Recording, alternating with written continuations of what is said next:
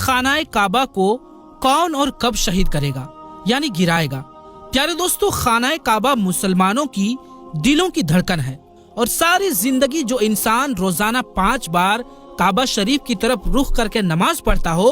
تو اس کا جی کیوں نہیں چاہے گا کہ جس طرف چہرہ کر کے میں نماز پڑھتا ہوں اس کعبے کا دیدار بھی ہو جائے۔ اب آپ ذرا سوچئے کہ کعبہ شریف جو اللہ کا گھر ہے اور جس کی حفاظت کی ذمہ داری بھی خود اللہ تعالیٰ نے لی ہے، اور جس جگہ سے ساری دنیا کے مسلمان بہت محبت کرتے ہوں، اگر کوئی شخص اسے گرا دے تو کیا حالت ہوگی، کیسا لگے گا اور یہ منظر کیسا ہوگا؟ جی ہاں دوستوں، ایسا بھی وقت اس دنیا کو دیکھنا ہے،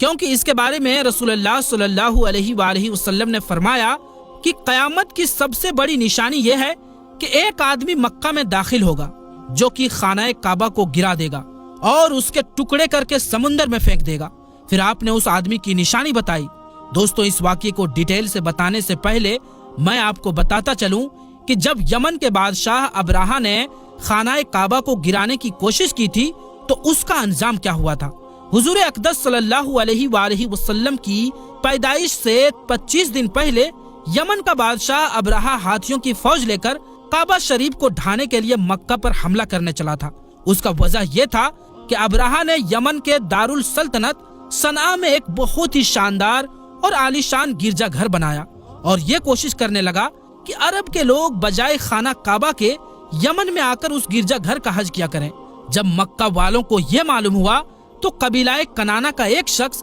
غصے کی حالت میں جل بھن کر یمن گیا اور وہاں کے گرجا گھر میں بہانہ بنا کر گھس گیا اور اس کو نجاست یعنی گندگی سے لت پت کرایا۔ جب ابراہا نے یہ واقعہ سنا تو وہ غصے میں آپے سے باہر ہو گیا اور خانہ کعبہ کو ڈھانے کے لیے ہاتھیوں کی فوج لے کر مکہ پر حملہ کر دیا، اور اس کی فوج کے لوگوں نے مکہ والوں کے تمام اونٹوں اور دوسرے مویشیوں کو چھین لیا۔ اس میں سے 200 یا 400 اونٹ عبد المطلب کے بھی تھے۔ حضرت عبد المطلب کو اس واقعے سے بڑا دکھ ہوا، چنانچہ ابراہا سے آپ اس معاملے میں بات چیت کرنے کے لیے اس کے لشکر میں تشریف لے گئے۔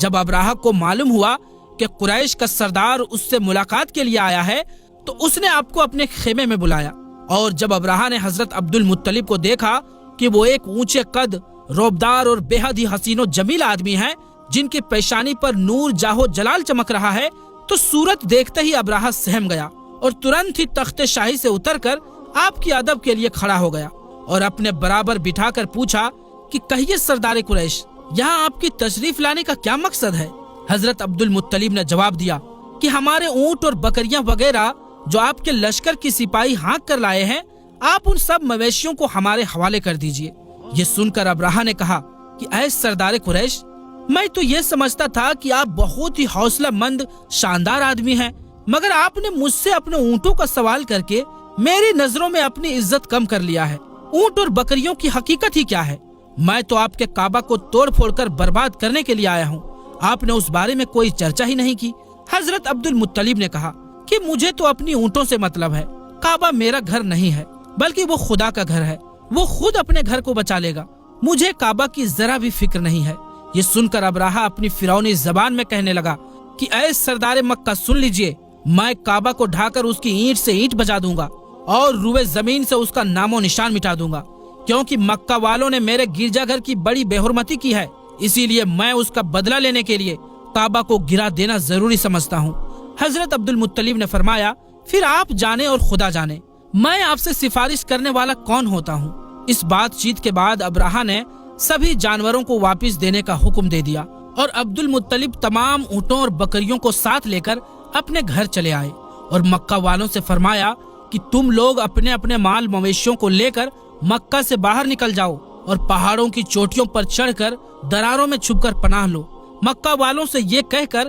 پھر خود اپنے خاندان کے کچھ آدمیوں کو ساتھ لے کر خانہ کعبہ میں گئے اور دروازے کا حلقہ پکڑ کر بہت ہی بے قراری اور گریاؤ جاری یعنی رو رو کر دربار الہی میں اس طرح دعا مانگنے لگے، اے اللہ، بے شک ہر شخص اپنے اپنے گھر کی حفاظت کرتا ہے، لہٰذا تو بھی اپنے گھر کی حفاظت فرما اور صلیب والوں یعنی عیسائیوں اور صلیب کے پجاریوں کے مقابلے میں اپنی حکم ماننے والوں کی مدد فرما۔ حضرت عبد المطلب نے یہ دعا مانگی اور اپنے خاندان والوں کو ساتھ لے کر پہاڑ کی چوٹی پر چڑھ گئے اور خدا کی قدرت کا جلوہ دیکھنے لگے۔ ابراہہ جب صبح کو کعبہ ڈھانے کے لیے اپنے لشکر جرار اور ہاتھی کی قطار کے ساتھ آگے بڑھا اور مقام مکمس میں پہنچا تو خود اس کا ہاتھی جس کا نام محمود تھا ایک دم بیٹھ گیا، بخوت مارا اور بار بار للکارا، مگر ہاتھی نہیں اٹھا۔ اتنے میں قہر الہی ابابیلوں کی شکل میں نامودار ہوا اور ننھے ننھے پرندے جھونڈ کے جھونڈ اپنی چونچ اور پنجوں میں 3 کنکڑیاں تھی سمندر کی جانب سے حرم کعبہ کی طرف آنے لگے۔ ابابیلوں کے اس لشکروں نے ابراہہ کی فوج پر اس زور و شور سے پتھروں کو گرانا شروع کر دیے کہ آنن فانن میں ابراہہ کے لشکر اور اس کے ہاتھیوں کے پرکھچے اڑ گئے۔ ابابیل کی سنگ باری خدا بند قہار و جبار کے قہر و غضب کی ایسی مار تھی کہ جب کوئی کنکڑی کسی فیل یعنی ہاتھی سوار کے سر پر پڑتی تھی تو وہ اس آدمی کے بدن کو چھیدتی ہوئی ہاتھی کے بدن کے پار ہو جاتی تھی۔ ابراہہ کی فوج کا ایک آدمی بھی زندہ نہیں بچا اور سب کے سب ابراہہ اور اس کے ہاتھیوں سمیت اس طرح ہلاک و برباد ہو گئے کہ ان کے جسموں کی بوٹیاں ٹکڑے ٹکڑے ہو کر زمین پر بکھر گئی۔ چنانچہ قرآن مجید کی سورہ فیل میں خدا وند قدوس نے اس واقعے کا ذکر کرتے ہوئے ارشاد فرمایا، یعنی اے محبوب، کیا آپ نے نہیں دیکھا کہ آپ کے رب نے ان ہاتھیوں والوں کا کیا حال کر ڈالا؟ کیا ان کے داؤں کو تباہی میں نہ ڈالا اور ان پر پرندوں کی ٹکڑیاں بھیجی تاکہ انہیں کنکر کے پتھروں سے مارے تو انہیں چبائے ہوئے بھوس جیسا بنا ڈالے۔ جب ابراہہ اور اس کے لشکروں کا یہ انجام ہوا تو عبد المطلب پہاڑ سے نیچے اترے اور خدا کا شکر ادا کیا۔ ان کی اس کرامت کا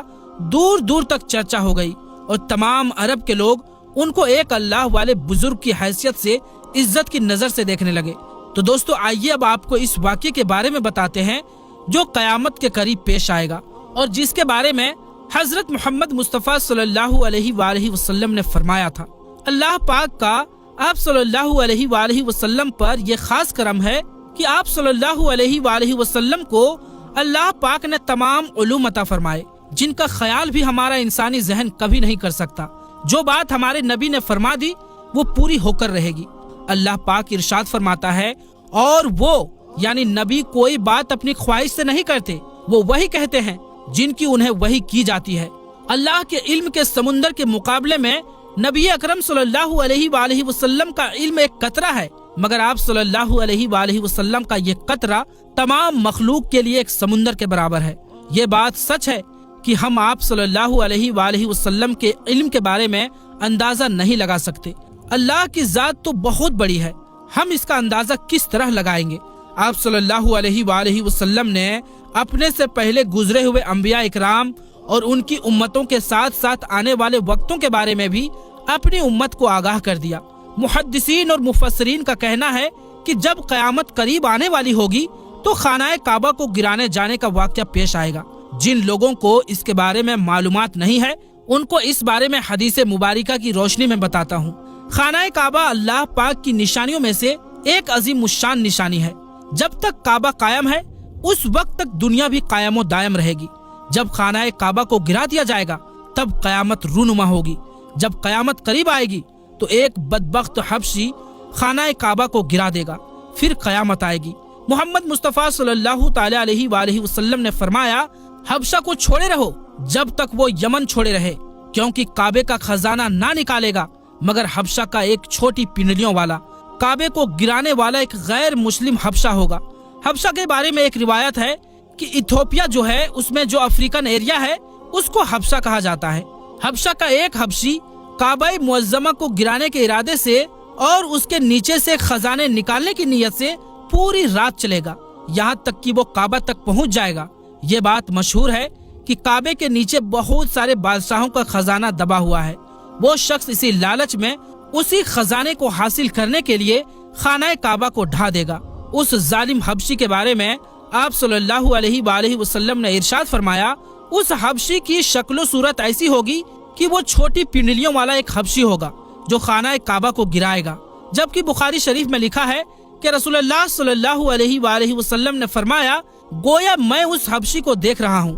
وہ کالا اور چوڑی ٹانگوں والا ہے، کعبہ کے پتھر اور اینٹوں کو اکھاڑ اکھاڑ کر پھینک رہا ہے۔ بخاری شریف میں ہے کہ قرب قیامت کے وقت حضرت عیسیٰ علیہ السلام کی وفات کے بعد جب لوگوں کے سینوں سے قرآن پاک اللہ اٹھا لے گا اور دنیا میں کوئی بھی اللہ اللہ کہنے والا نہ ہوگا تو اس کے بعد وہ ظالم بدبخت حبشی خانہ کعبہ کو گرائے گا اس حدیث میں افن کا لفظ استعمال ہوا ہے، اور افن وہ ہے جو اکڑتا ہوا چلے یا چلنے میں اس کے دونوں پنجے نزدیک رہے اور دونوں ایڑیوں میں فاصلہ رہے۔ وہ حبشی مردود جو قیامت کے قریب خانہ کعبہ کو ڈھائے گا وہ اس شکل میں ہوگا۔ دوسری روایت میں ہے کہ آنکھیں نیلی، ناک پھیلی ہوئی ہوگی اور پیٹ بڑا ہوگا، اس کے ساتھ بھی لوگ ہوں گے۔ وہ کعبہ کا ایک ایک پتھر اکھاڑ ڈالے گا اور سمندر میں لے جا کر پھینک دیں گے۔ یہ قیامت کے بالکل نزدیک ہوگا۔ اللہ تعالیٰ سے دعا ہے کہ اللہ تبارک و تعالیٰ ہمیں نیک کام کرنے کی توفیق عطا فرمائے اور ہمیں برائیوں سے دور رہنے کی ہمیں ہمت